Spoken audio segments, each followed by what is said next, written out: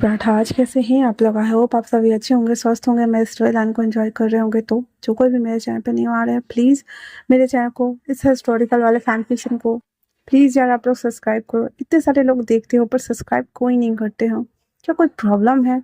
Seriously, मतलब one shot डालो या कुछ भी डालो तो व्यूज़ इतने इतने जाते हैं, पर चैनल सब्सक्राइब नहीं करना होता है। अगर ऐसा कुछ ना हो या चैनल वगैरह डिलीट हो गया तो क्या करोगे? हाँ।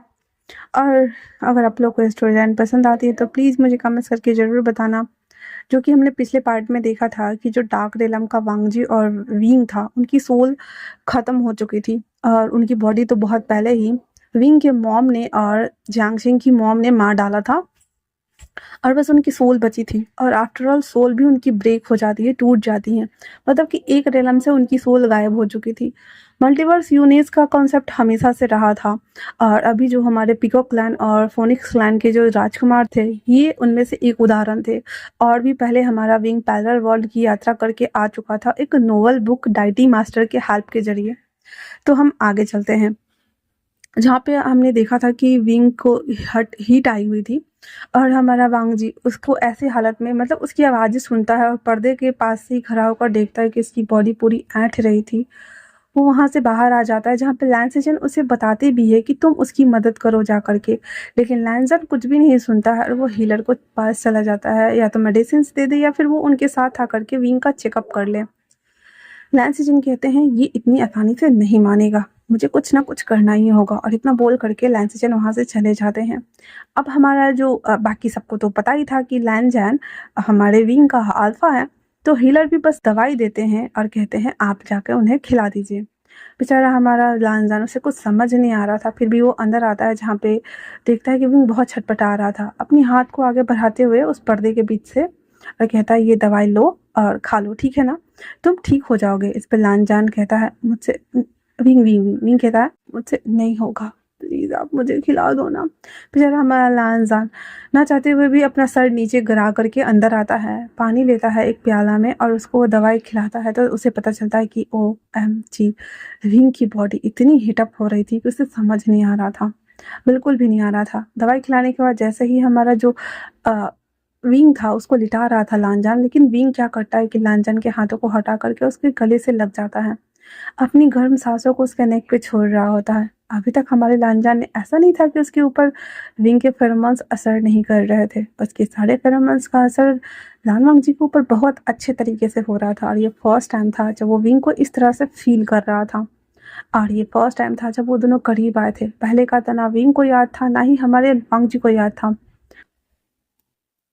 तो विंग उसे गले लगता है। अभी तक जो खुद को कंट्रोल में रखा हुआ था लानवांग जी, वो अपनी बॉडी को एकदम के साथ में छोड़ते हुए कहता है ऐसा मत करो, प्लीज विंग मत करो, वरना मैं अपना आपा खो दूंगा और तुम्हारा बुरा हो जाएगा। विंग ना उसके नेक के ऊपर ना अपने नोच को रब करना स्टार्ट कर देता है, जिससे कि वो और भी ज़्यादा सडक्ट फील कर रहा था और अराजन फील कर रहा था।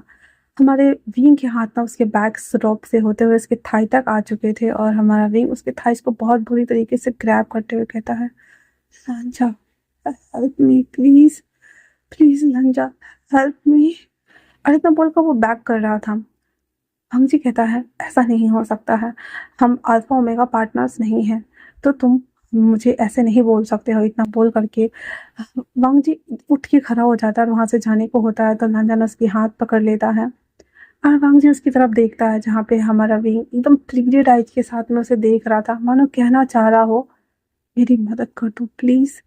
लेकिन वांग जी वापस से वही सवाल दोहराते हुए कहता है तुम एक ओमेगा हो और मैं अल्फा, हम पार्टनर नहीं है, हम मेटेड और फेटेड भी नहीं है, ऐसा नहीं हो सकता। इतना बोलकर खुद को वहां से उसके हाथ को झकझोर कर छुड़ाते हुए निकल आता है, उसके कमरे को बंद करता है, बाहर से एक सील्ड अपनी काई की मदद से बना देता है।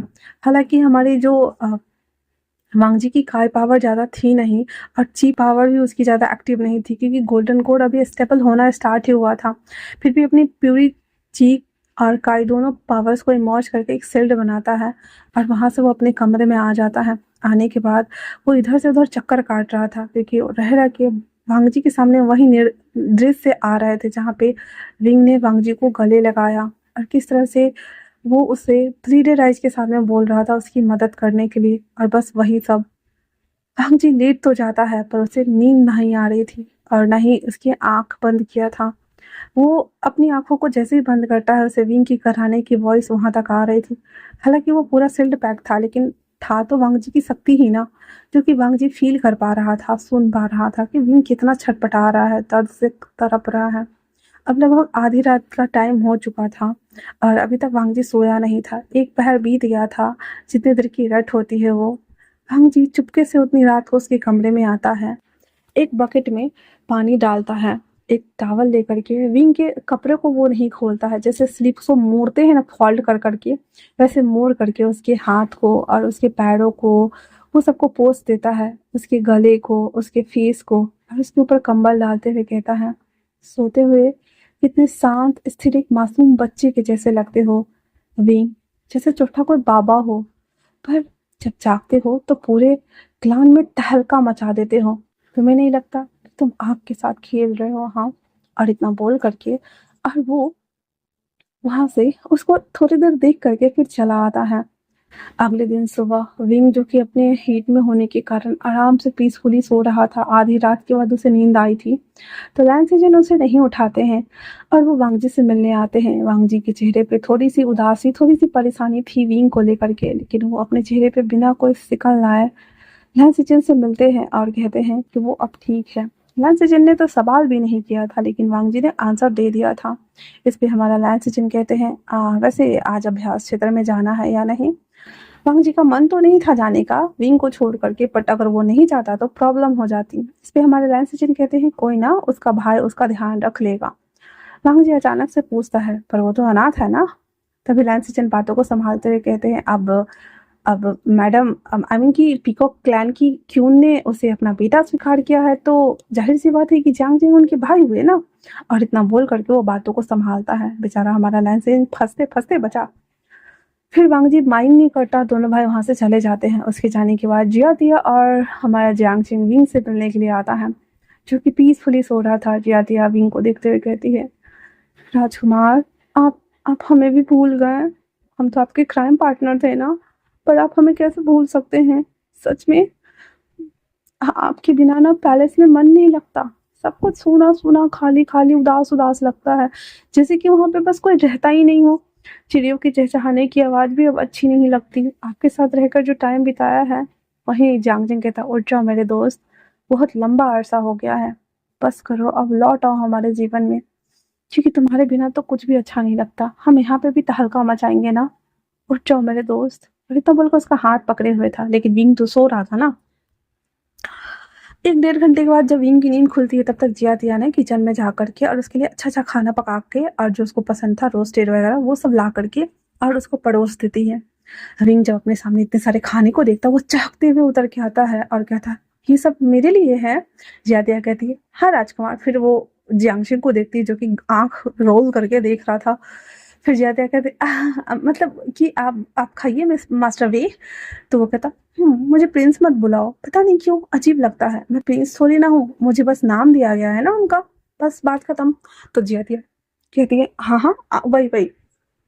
और इतना बोलने के साथ ही वो खाना खाना शुरू करता है। तो वो सब देखते हुए विंग अपने मन में कहता है, क्या लांचन मुझसे मिलने नहीं आया? इतना दुष्ट है ना वो, उसे मेरी भी जरा परवाह नहीं है। उसे बिल्कुल फर्क नहीं पड़ता ना कि मेरे साथ कुछ भी हो सकता था। वो मेरी मदद ही कर देता तो क्या हो जाता। और वो ना कोसे जा रहा, कोसे जा रहा, कोसे जा रहा। फिर वो खा लेता और कहता है, अब मैं ठीक हूँ, चलो बाहर चलते हैं। तो जंगजिंग कहता है, आर यू श्योर? वो कहता है, हाँ हाँ, चलो चलो।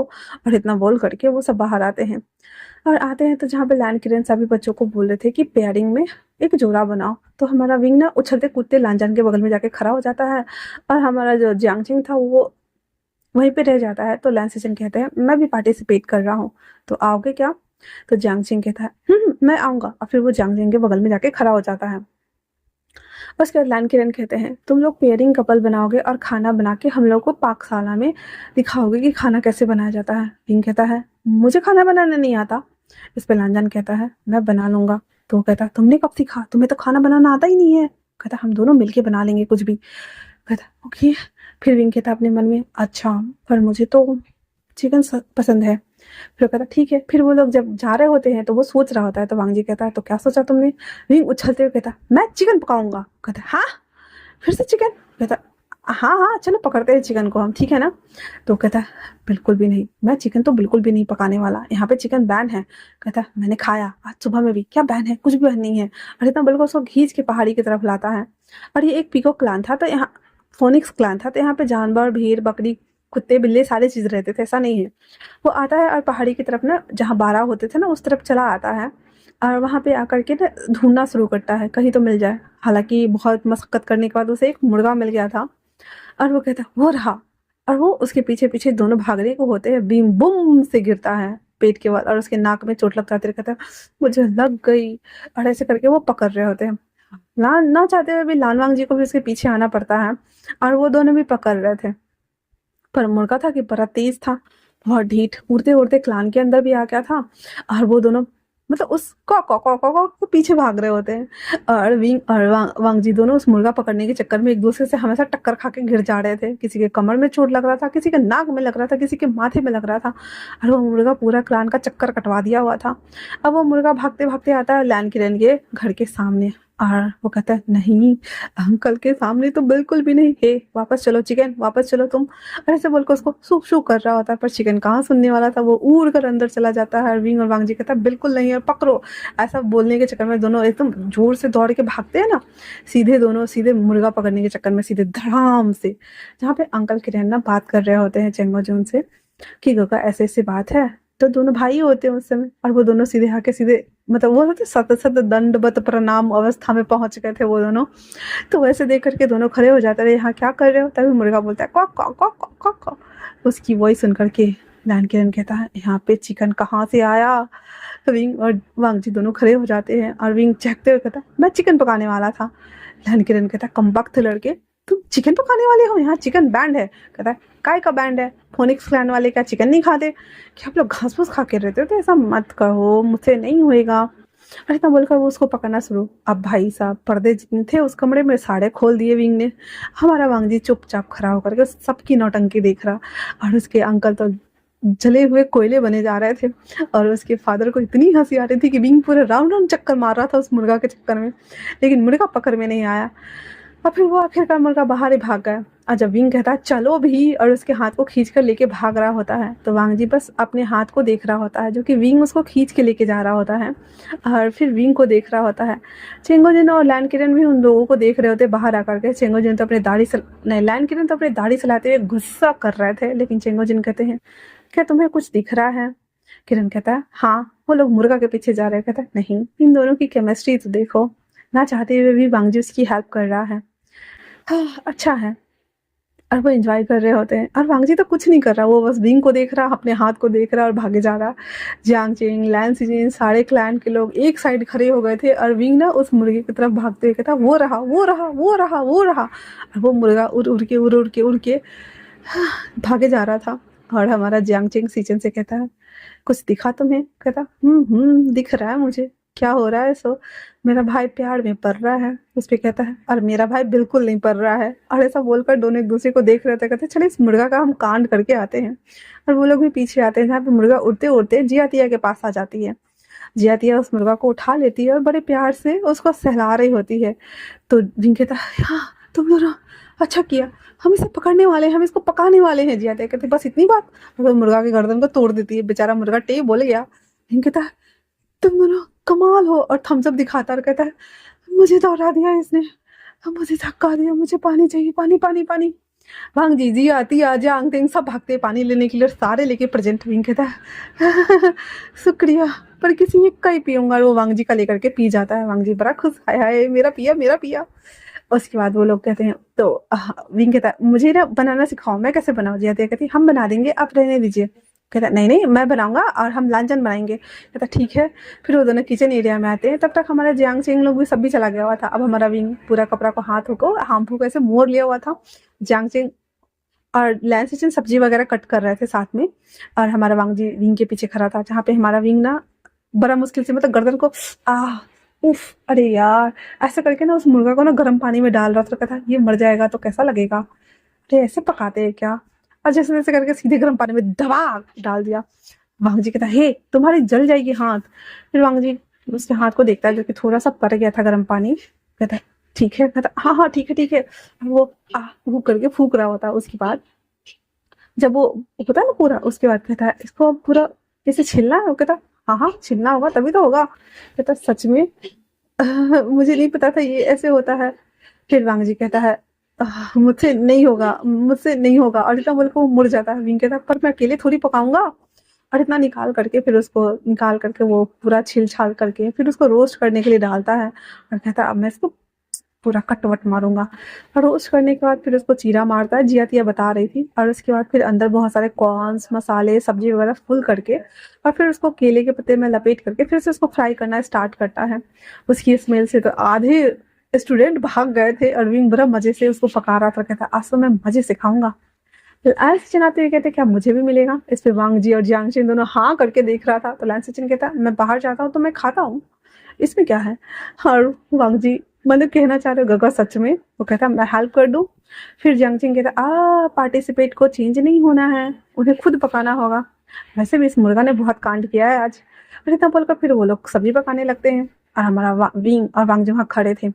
अब सब कुछ हो जाने के बाद सारे डिश को परोसा गया था। हालांकि विंग ने जिया के हेल्प से बनाया था तो ठीक ठाक ही बना था, खाने लायक था। सारे लोग देखते हैं, लैन किरण भी देखते हैं। चेंगोजुन कोई टेस्ट नहीं करता, चेंगोजुन टेस्ट करते कहते विंग तुमने अच्छा बनाया है। फिर सबका टेस्ट करते हैं, जिसमें सबसे अच्छा खाना अगर बोला जाए तो उनके दोनों बेटों में से किसी ने नहीं बनाया था। एक डिसिपल को सेलेक्ट किया जाता है जिसने अच्छा खाना बनाया था, और फिर पुरस्कार की जो राशि थी उसे दे दी जाती है। और ये छोटा छोटा होता रहता था ताकि बच्चे का मन भी लगा रहे और उत्साह डाला जाए। उसके बाद सभी अपने अपने डिश को लेकर के आते हैं। विंग लांजान को खींच के लाता है अपनी जिंसी में, कहता है खाओ खाओ। जियातिया भी बैठी हुई थी और वो लैंसिचिन और जियांगचिन को बुलाने के लिए जियातिया को भेज देती है। तारवांग जी उस डिश को देख रहा कह रहा है मैं नहीं खाऊंगा। अब हमारा विंग कह रहा है क्यों नहीं खाना, मैंने पकाया है खाना पड़ेगा। वांग जी बोला मैं नहीं खा रहा। कहता है देखो खाना पड़ेगा मतलब खाना पड़ेगा। और विंग उसको जैसे मुंह में लेता है उसे अजीब लगता है और वो सीधे पूरा बाहर थूक के आ जाता है। फिर कहता है यो कुछ तो कमी है। और फिर उसको बोलता है सॉस डालो। और इतना बोल करके वो सॉस डालता है और फिर वो खाते हैं, स्टार्ट करते हैं खाना। तो हमारा वांग जी कहता है मैं नहीं खाऊंगा, और मेरे ख्याल से लगता है कि तुम्हें भी नहीं खाना चाहिए, क्योंकि जहां तक मैंने सुना है पीकॉक क्लैन के लोग नहीं खाते हैं। फिर विंग कहता है मैं पीकॉक क्लैन से नहीं हूँ। और अभी बहुत सारे लोग बोलेंगे कि विंग तो पीकॉक क्लैन से वो नहीं खाता था। तो जब फूजिया के पास वो रहता था, फूजिया ने उसकी कल्टीवेशन पावर को उम्दा करने के लिए, बढ़ाने के लिए उसे नॉनवेज, वेज और बहुत सारे पोक, बीफ वगैरह सब कुछ खिलाना स्टार्ट कर दिया हुआ था, जिस वजह से उसके अंदर आंतरिक ताकत का विस्तार हो, क्योंकि वो एक ओमेगा था और उसे एक पावरफुल ओमेगा बनाना था इसी वजह से।